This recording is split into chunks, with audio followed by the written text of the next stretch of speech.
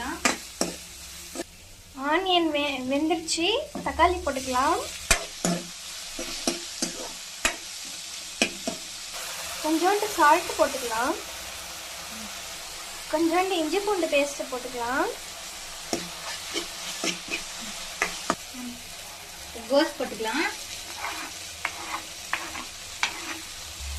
Carrot potato கொஞ்சம் போட்டுக்கலாம். நல்லா ஃப்ரை பண்ணிக்கலாம். மஞ்சள்தூள் கொஞ்சோண்டு போட்டுக்கலாம். மேகி மசாலா கொஞ்சோண்டு போட்டுக்கலாம். சிக்கன் மசாலா கொஞ்சோண்டு போட்டுக்கலாம்.